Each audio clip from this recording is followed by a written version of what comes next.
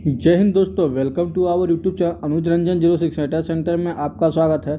दोस्तों यहाँ पे जो रिक्वायरमेंट निकल का है ये आपका मझगांव डॉकयार्ड शिपयार्ड लिमिटेड की तरफ से है। रिक्वायरमेंट देखने को मिल रही है। ये जो है कि भारत सरकार के एक उपक्रम है जो कि डॉकयार्ड रोड मझगांव मुंबई की तरफ से आपका ये रिक्वायरमेंट निकाली गई है। ये बेसिकली जो रिक्वायरमेंट है तो जो है कि सिर्फ और सिर्फ अप्रेंटिसशिप के लिए निकाली गई, जो कि टोटल नंबर ऑफ सीट की बात करें तो 495 यानी कि लगभग 500 के आसपास जो है कि आपका सीट है। ठीक है, अब इसमें जो है कि अलग अलग ITI पास स्टूडेंट, 10th पास स्टूडेंट और 8th पास स्टूडेंट वाले अप्लाई कर सकते हैं। देखिए सबसे बड़ी बात है कि मझगांव डॉकयार्ड शिपयार्ड लिमिटेड से अप्रेंटिस करने का बेनिफिट क्या है। ये जो है कि जब भी कोई भी शिपयार्ड में वैकेंसी आती है, जैसे अभी नियरेस्ट आपके कोच्चि शिपयार्ड में वैकेंसी आई हुई थी और आपका अलग अलग जो है कि शिपयार्ड्स में वैकेंसी आती है जैसे मझगांव डॉकयार्ड में, तो ये सब में प्लस आपका GRSC में जितना जो कंपनी है ये सब में क्या होता है ना कि ये सब अप्रेंटिस करने पे क्या होता है कि आपको एक सेपरेट वैकेंसी आती है। इसमें हो जाता है कि आप हर कोई जो है कि इसमें फॉर्म नहीं भर पाता है। जब वैकेंसी आई कि शिपयार्ड्स में मांगा गया है वैकेंसी, तो सिर्फ और सिर्फ जो यार्ड से किए हुए रहते हैं ना शिपयार्ड से अप्रेंटिसशिप, सिर्फ और सिर्फ वही लोग जो कि फॉर्म को भर सकते हैं। तो वहाँ पे जो कि उनको प्रायोरिटी दी जाती है। इस टाइप से ही यहाँ का इसका बेनिफिट है।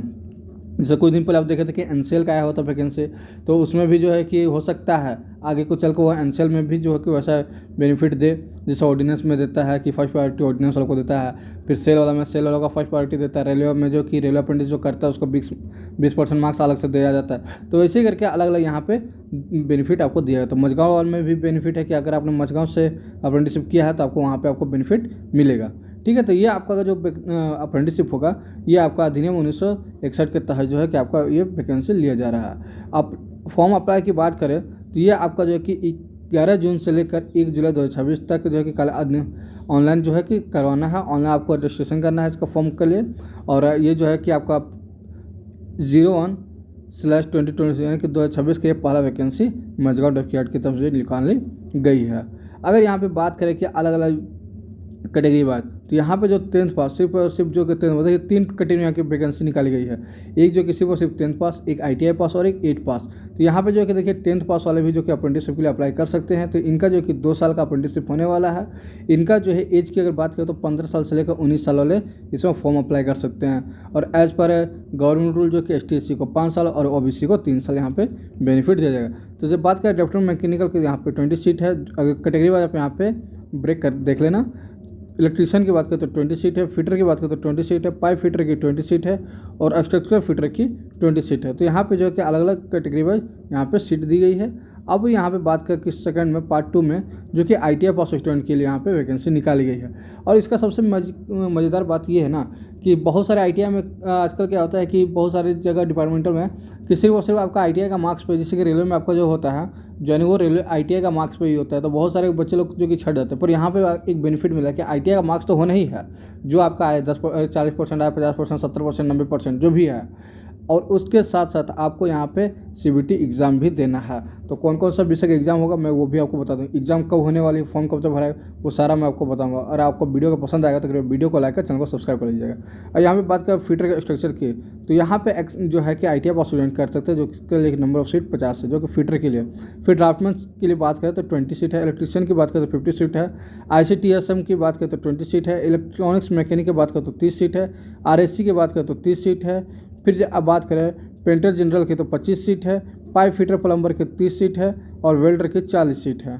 ठीक है, फिर वहीं पे बात करें कोपा की 30 सीट है और कारपेंटर की 30 सीट है। तो ये आपका जो है कि यहाँ पे टोटल आपको यहाँ पे वैकेंसी जो है कि ट्रेड वाइज दे दी गई है। इनकी जो है कि 1 साल की अप्रेंटिसशिप होगी। और इनका एज के लिए बात करें तो 16 से लेकर 21 साल इनका एज क्राइटेरिया होने वाला है। वहीं पे इनको गवर्नमेंट रूल के हिसाब से छूट भी दी जाएगी, जैसे ST/SC को 5 साल, OBC को 3 साल। फिर वहीं पे बात करें 8 पास स्टूडेंट जो है कि तीसरा कैटेगरी में है 8 पास स्टूडेंट।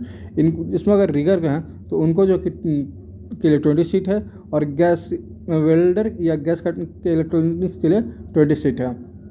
अब यहाँ पे बात करें रिगर के लिए जो है कि यहाँ पे 2 साल का अप्रेंटिसशिप होगा।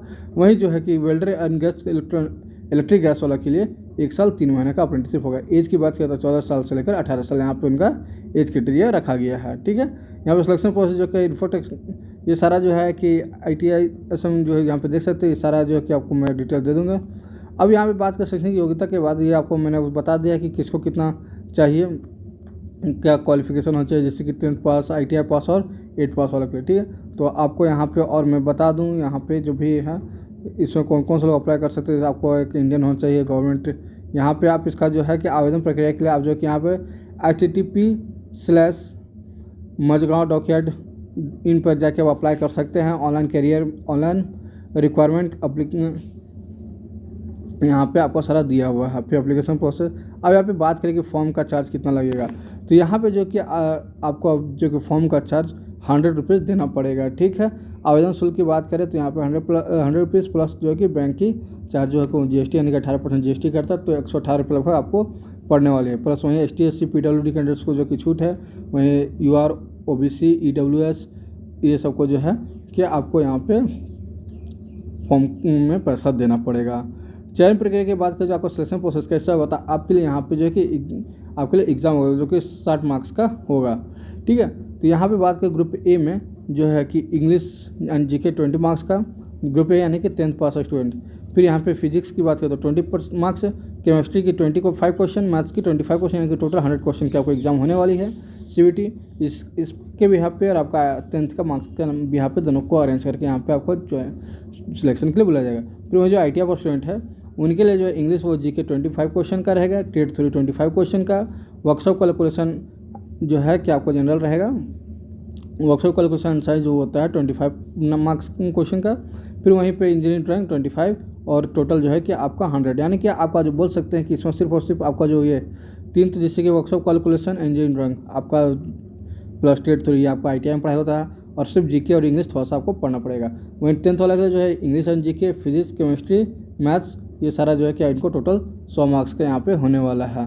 तो कोपा और सिर्फ जो इसमें जो कोपा टेट्स है उनके लिए जो कि 75 मार्क्स का टेट 3 होगा, 25 मार्क्स का इंग्लिश एंड GS होगा, ठीक है। और आपका जो एग्ज़ाम का सेंटर होने वाला है वो आपको मुंबई में होने वाला है। मुंबई, थाने, पुणे, छत्रपति संभाजीनगर, औरंगाबाद जिसको बोलते हैं, फिर नागपुर, लातूर, कोल्हापुर और नासिक, यहाँ पे आपका एग्ज़ाम सेंटर होने वाला है। तो ये जो है कि उस एरिया में आपको अगर अप्रेंटिसशिप करना है तो आपको एग्ज़ाम देने भी उस एरिया में जाना पड़ेगा। सिलेक्शन प्रोसेस की बात करें तो आपको यहाँ पे मैंने बता ही दिया कि एग्ज़ाम कैसे कैसे होगा और कितना मार्क्स का होगा, तो ये सब है यहाँ पे। और आपको एक टेंटेटिव डेट की अगर हम बात करें तो यहाँ पे सारा जो है सब चीज़ का टेंटेटिव डेट दिया गया है, जैसे कि आवेदन द्वारा आप जो है कि आपको फॉर्म अप्लाई करने का ऑनलाइन पंजीकरण जो कि 11/6 से लेकर 1/7/2026 तक आप कर सकते हैं। आवेदन शुल्क जो है कि पेमेंट आपको करना है 11/6 से लेकर 1/7, यानी कि आज से फॉर्म भराना स्टार्ट हो गया, आज से आप फॉर्म भर सकते हैं। योग्य उम्मीदवार के लिए 10/7 योग्य एवं अयोग्य उम्मीदवारों की सूची, मतलब जो कि आप किसको जो कि फिट किया गया, अनफिट किया गया, जिससे फॉर्म पेपर वगैरह गलत रहता है तो उनको हटा दिया जाएगा। तो 10/7/2026 का वेबसाइट पर आप देख सकते हैं। फिर आपको यहाँ पर जो कि पात्रता योग्य अभ्यवित करने की संभावित तिथि जो है कि 5/7/2026। फिर जैसे कि अगर आपको रिजेक्ट किया जाता है आप अपने को बता सकते हैं कि मेरा क्यों रिजेक्ट किया गया, आप उसके लिए सवाल जवाब कर सकते हैं। फिर वहीं पे ऑनलाइन एडमिट कार्ड जो कि 15/7/2025 को होगा, और ऑनलाइन एग्ज़ाम को जो संभावित तिथि है 25/7/2026, यानी कि ये कुल मिला के देखिए आप जब ये कोई भी अगर एग्ज़ाम का डेट वगैरह दे देता है ना, तो तैयारी करना आपके लिए काफ़ी आसान होता है। आप चाहो तो इसको आसानी से तैयारी कर सकते हो। आई होप आपको वीडियो पसंद आएगा, और वीडियो पसंद आए तो वीडियो को लाइक कर, चैनल को सब्सक्राइब करें। चलिए मिलते हैं नेक्स्ट क्लास में, तब तक thank you and bye bye.